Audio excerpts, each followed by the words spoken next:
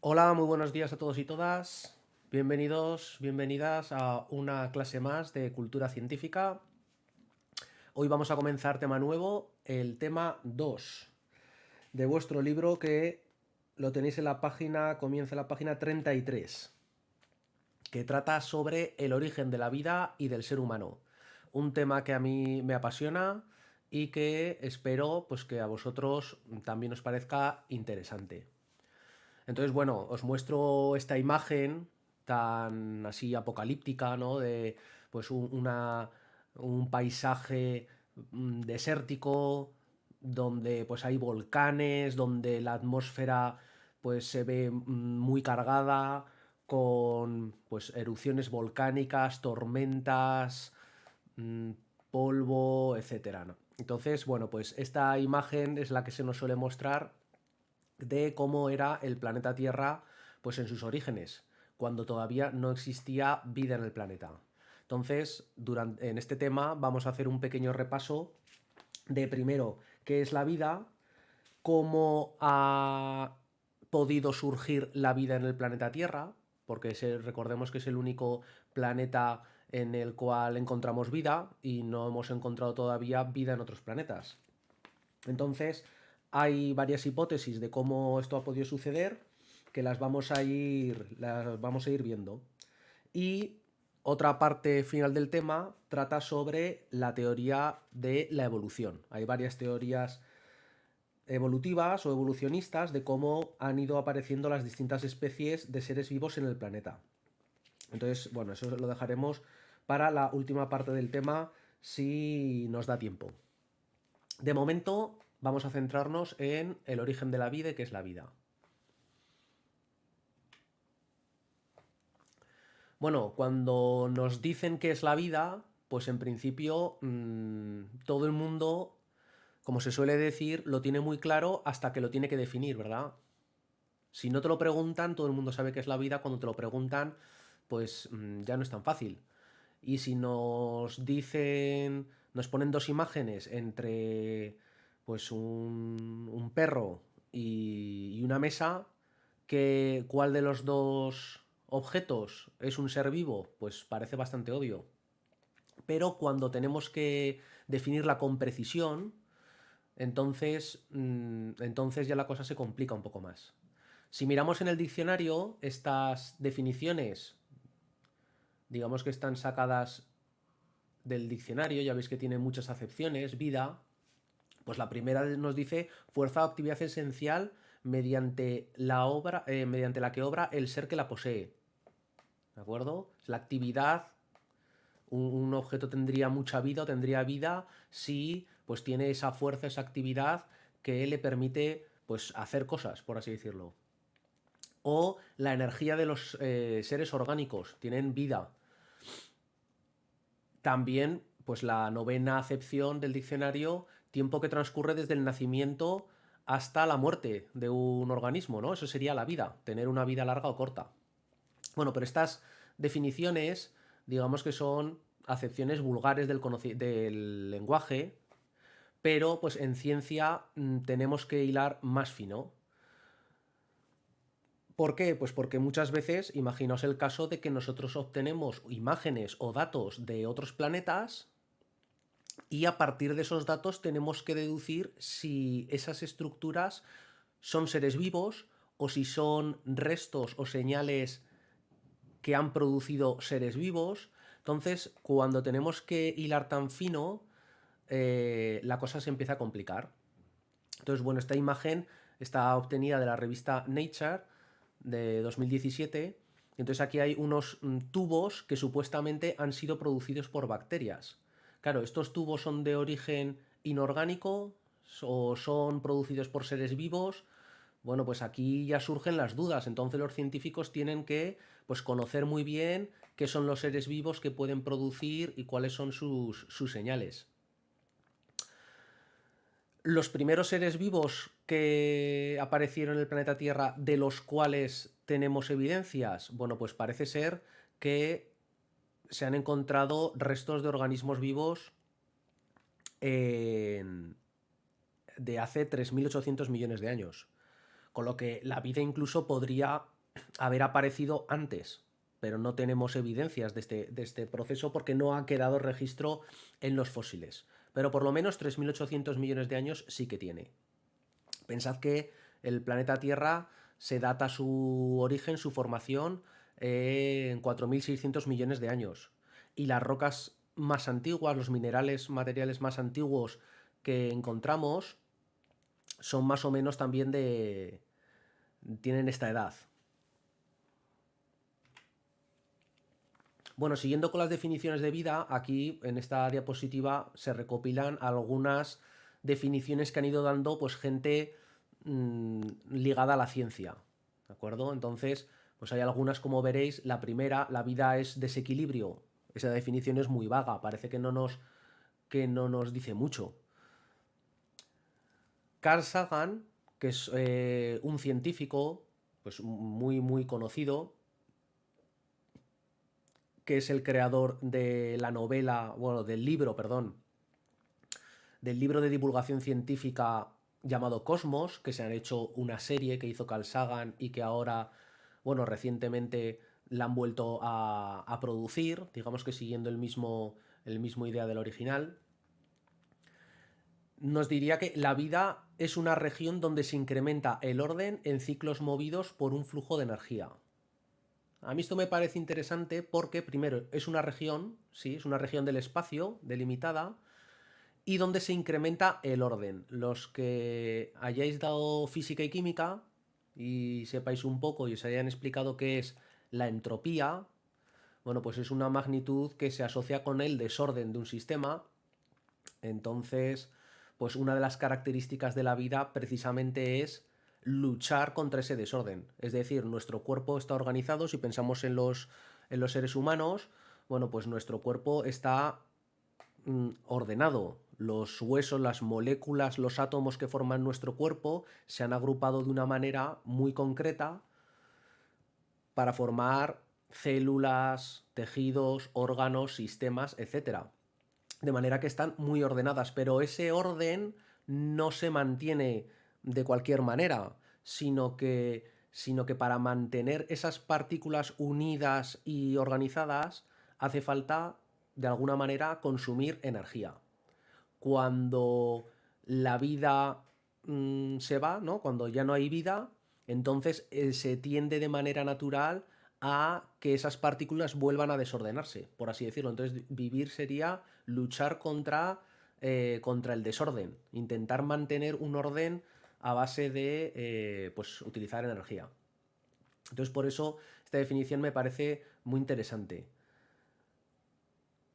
Luego, otras definiciones, como esta de McKay, la vida es información y ADN replicable, bueno, pues hace mucho hincapié en esto, ¿no? En la información y el ADN. Son visiones más modernas al abrigo de una membrana, porque la membrana sería el límite entre de la región del espacio donde hay vida. Más allá de esa membrana, de ese límite, de esa frontera, sería el medio ambiente, sería el entorno donde digamos que no hay vida y en el interior de esa membrana es donde se encuentra la vida. Otras definiciones, pues como la de Crick, ¿verdad? Uno de los que descubrieron la estructura del ADN, Watson y Crick. Bueno, pues por lo complicada que es, casi un milagro. Bueno, esta definición, pues ya veis que tampoco nos aporta mucho. La de Orgel, la vida es un objeto complejo que contiene información, se reproduce y evoluciona por selección natural, también es interesante. ¿Por qué? Porque aporta la capacidad que tienen los seres vivos de evolucionar, que también es una característica propia de los seres vivos. Entonces, como veis, cada una de estas definiciones aporta algo de, ¿no? Algo de información que nos va entre todas haciendo ver qué puede ser esto de la vida. A mí me parece que la más completa, y si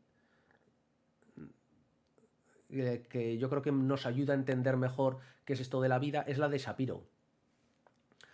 La vida sería una zona separada del medio, como hemos dicho, ¿no? Pues por una membrana, algo que te individualiza, que lo separa del resto del medio ambiente y que incluye una fuente de energía, ya lo hemos dicho, ¿no? Esto es importante, que se adapta al medio y evoluciona y que es capaz de reproducirse. Está muy bien porque incluye una característica fundamental de todos los seres vivos, que diferencia a los seres vivos de la materia inerte, que es que los seres vivos realizan las tres funciones vitales.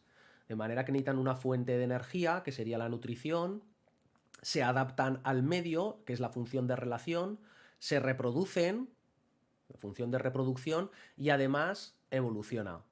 Entonces, pues como veis, yo creo que esta definición es la que me parece más completa o más fácil de comprender. Como nos dice el libro en la página 34, nos habla de las características que tienen que tener los seres vivos. Entonces, todos los seres vivos, la característica principal es que realizan tres funciones vitales. ¿Vale?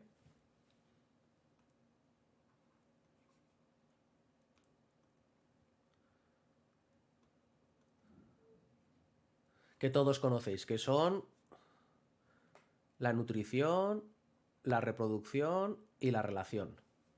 ¿De acuerdo? Entonces, este yo creo que es el punto de partida y la base. Todos conocéis qué significa cada una de estas palabras.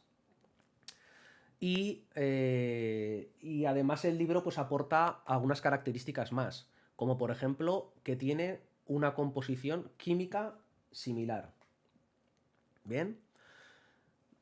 En la naturaleza, en el medio ambiente, en la corteza terrestre, hay un montón de elementos químicos en los cuales, pues en la corteza los más abundantes pues suelen ser el oxígeno, el silicio, el magnesio, el hierro, el aluminio. Son los elementos químicos más abundantes en la corteza. Los seres vivos, sin embargo, estamos formados de una serie de elementos químicos que están presentes en la naturaleza, pero que dentro de los seres vivos se encuentra una proporción diferente. Entonces, como todos recordaréis, esta palabra chon, ¿qué significa? Bueno, pues son los bioelementos, los elementos químicos más abundantes en los seres vivos, que son carbono, hidrógeno, oxígeno y nitrógeno. Además, también dentro de estos elementos principales podríamos poner el azufre y el fósforo, que todos los seres vivos tienen estos elementos químicos. Además, bueno, pues hay otros bioelementos secundarios, elementos traza, que pueden estar en proporciones variables. Luego estos bioelementos se van a unir, se van a combinar formando biomoléculas. Estas biomoléculas hay de dos tipos: biomoléculas inorgánicas, que son el agua y las sales minerales, y luego biomoléculas orgánicas.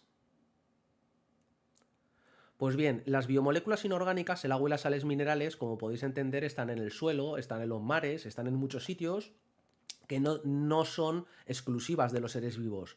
Pero las biomoléculas orgánicas están solamente relacionadas con los seres vivos.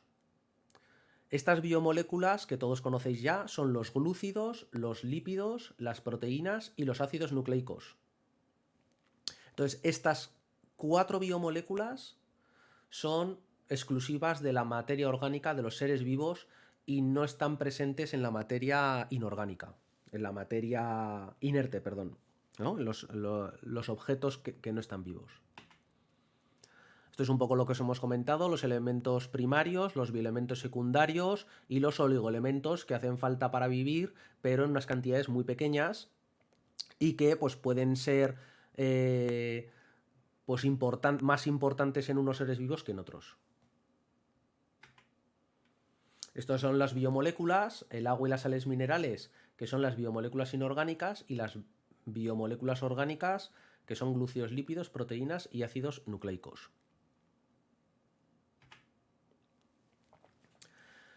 Lo que os había comentado dentro de las funciones vitales, que ya todos conocéis que son, ¿no? Pues la nutrición sería el intercambio de sustancias y de energía, de materia y de energía con el medio. La relación sería la capacidad de detectar estímulos y adaptarse, reaccionar ante ellos, produciendo una respuesta.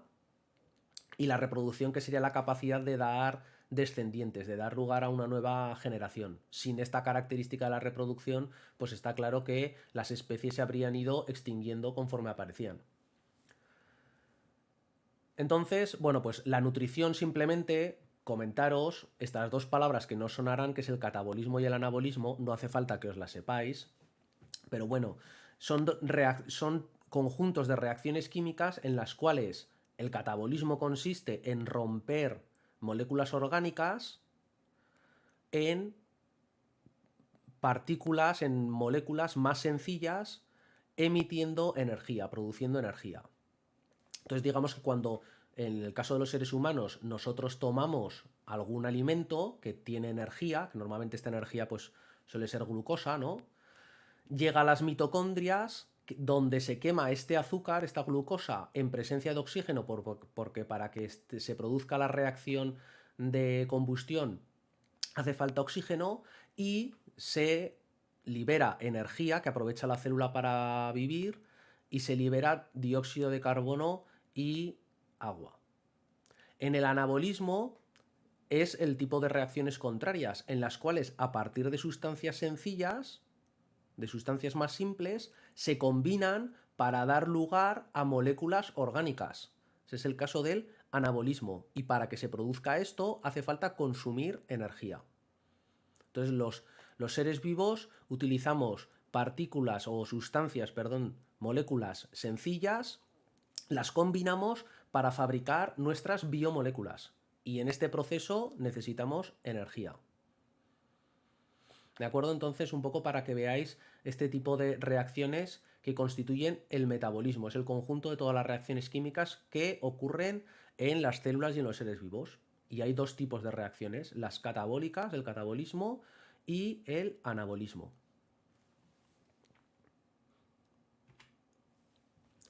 Como os decía, muchas veces no es fácil determinar si algo es un ser vivo o no, o si algo está producido por los seres vivos o no. Aquí tenéis un ejemplo, son imágenes de la NASA que han encontrado posibles rastros de vida en un meteorito marciano. Entonces, al investigar, ya veis, con microscopía electrónica, se observan que hay una especie de microtúneles dentro de los minerales que componen el meteorito. Entonces, estos microtúneles, en ellos se observan pues algunas estructuras o texturas que parecen ser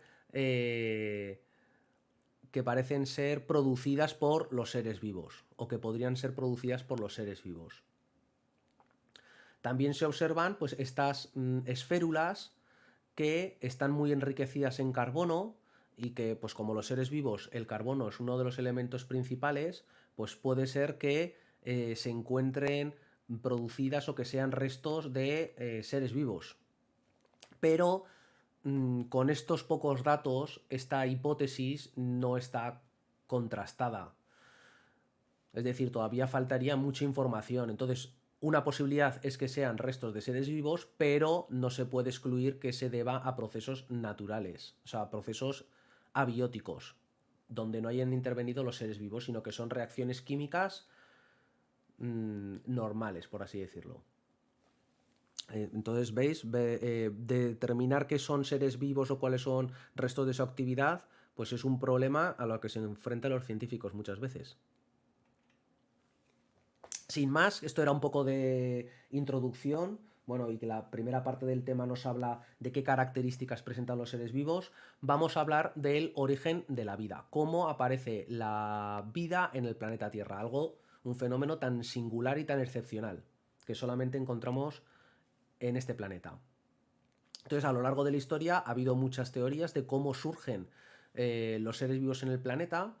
Hay teorías, pues al principio os podéis imaginar, míticas, pues desde leyendas de los aborígenes australianos a pues explicaciones religiosas como puede aparecer en la Biblia, ¿no? De Dios creó el mundo en 7 días y va creando cada una de las partes y los seres vivos pues están dentro de esa creación en un momento inicial.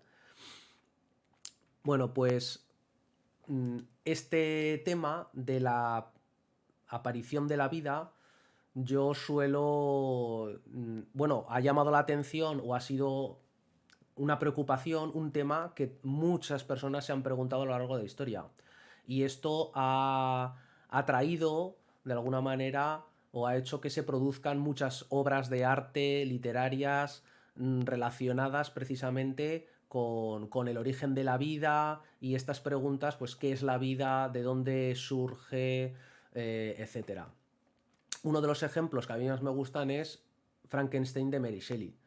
Frankenstein, pues todo el mundo conoce más o menos la historia. Hay un montón de películas, películas clásicas, la de Frankenstein, la primera, de Boris Karloff, pero también La novia de Frankenstein está muy bien. Y una comedia que también es imprescindible de Mel Brooks es El jovencito Frankenstein, ¿vale? Si tenéis oportunidad de verla, os la recomiendo enormemente. ¿Por qué un poco sacó a colación la historia de Frankenstein? Bueno, pues todos os acordaréis de que el subtítulo, la novela de Frankenstein, se le conoce también como el moderno Prometeo. Entonces, Prometeo es un mito, es una leyenda de la cultura griega en la que, bueno, pues Prometeo es un titán y que, pues se dice, hay muchas historias que hablan de él, primero que creó a los humanos. Creó a los seres humanos, pues muchas veces se dice, pues a partir de barro, etcétera. Y además le proporcionó una técnica que es la de dominar el fuego. Entonces, Prometeo toma con una chispa, ¿verdad?, del carro de Apolo, me parece que es, toma una chispa y le da pues el fuego, se lo entrega el fuego a los seres humanos para que puedan utilizarlo y aprendan a manejarlo. Entonces, Prometeo parece ser que era un troll y entonces no dejaba de picar y de molestar a los dioses. Entonces, pues Zeus se cabrea y le quita el fuego a los seres humanos. Entonces, pues bueno, tan chulo era Prometeo que dijo, ah, sí, se lo has quitado, pues ahora yo te lo voy a robar y se lo voy a volver a entregar. Entonces, pues parece ser que hizo esto, Zeus se cabreó muchísimo y le castigó a que, bueno, pues un águila le comiese, lo encadenó en los Cárpatos y un águila iba todos los días y le comía el hígado. Entonces, pues como Titán de verdad era pues un... O sea, Prometeo era un titán, era como una especie de dios inmortal, pues su hígado se regeneraba por las noches y al día siguiente el águila le volvía a comer el hígado y así estaría encerrado continuamente. Parece ser que uno de los trabajos de Hércules pues lo liberó. Entonces, bueno, pues esta leyenda que ya veis que pues que ha sido pintada por los clásicos, por Rubens, por ejemplo, o en esta vasija griega también se observa el mito de Prometeo. Bueno, pues Frankenstein no deja de ser también un científico, un humano que en este caso ha robado, por así decirlo, el fuego a los dioses, el fuego de dar la vida. O también él es el propio Prometeo que crea la vida, crea un hombre de la nada, que sería el monstruo, la criatura de Frankenstein. Entonces, bueno, pues como vosotros, ¿verdad? Os gusta mucho, pues sois alumnos de letras y os gusta mucho, pues la cultura clásica, aquí tenéis, pues una relación entre ciencia y letras, que la separación no es tanta. Otro ejemplo del uso de este mito y del origen de la vida es en la película Prometheus. Prometheus, que es de Ridley Scott, el director de Gladiator, pero también de la saga de Alien. Entonces, bueno, pues Ridley Scott y Giger, que es ¿verdad? El diseñador de todo este mundo oscuro, medio orgánico, tecnológico, que es el mundo de Alien, toda la estética es de este autor, Giger, pues trata el tema o plantea la posibilidad de que la vida en el planeta Tierra hubiese sido traída desde otros planetas por una civilización alienígena. Entonces os dejo un fragmento del comienzo de la película, unos minutitos, simplemente pues para que se vea esa escena inicial de Prometheus. esta teoría que parece pues de ciencia ficción y de muy de novela, que sería la panspermia. La panspermia sería que la vida llegó al planeta Tierra desde otros planetas u otros lugares del universo donde habría surgido antes. Bueno, pues esto es una teoría científica sólida en la cual se está investigando, porque es posible que igual las primeras proteínas, los primeros ácidos nucleicos, ¿no? El primer ADN o incluso los primeros microorganismos, bacterias, llegasen a la Tierra pues a través de cometas o meteoritos que impactasen el planeta Tierra y aquí se desarrollasen. Entonces, es una teoría que de momento no está descartada y todavía se investiga en ello. Aquí en la Tierra, bueno, pues a lo largo de la historia han surgido muchas... Bueno, antes de terminar con el tema de Frankenstein, simplemente eso, comentar que si no habéis leído la novela, que la leáis, porque aparte de ser pues un clásico de la novela de terror gótica, digamos, bueno, pues se plantean temas como los límites de la ciencia. Es decir, todo se puede hacer en nombre de la ciencia. El crear, ¿verdad? En este caso, desenterrar cadáveres para fabricar una especie de monstruo humano a piezas, ¿verdad? Darle vida. Aquí se plantea una serie de dilemas éticos y morales sobre ¿y qué pasa con esta criatura, ¿no? ¿Cuál es su papel? ¿Va a ser simplemente un muñeco al cual se le puede estudiar? Va a tener unos derechos este individuo, luego comete unos crímenes. Entonces, bueno, pues la justicia, el tema de la justicia, de la responsabilidad, pues también está ahí. Es decir, se tratan muchos temas. En, en Jekyll y Hyde también, que es otra novela clásica, también se trata un poco el tema de los límites de la ciencia, si todo se puede hacer en nombre de la ciencia, esa obsesión, ¿verdad?, por el conocimiento, que a veces les llevan a hacer cosas que no son apropiadas, que no son éticas. Bueno, sin más, pues el origen de la vida, una de las teorías principales, o por lo menos, como se suele decir, los padres de muchas de las ciencias eran los filósofos griegos, se han ido planteando diversas teorías racionales, ya fuera de las explicaciones mitológicas o religiosas, teorías más o menos racionales sobre cómo han aparecido los seres vivos en el planeta Tierra.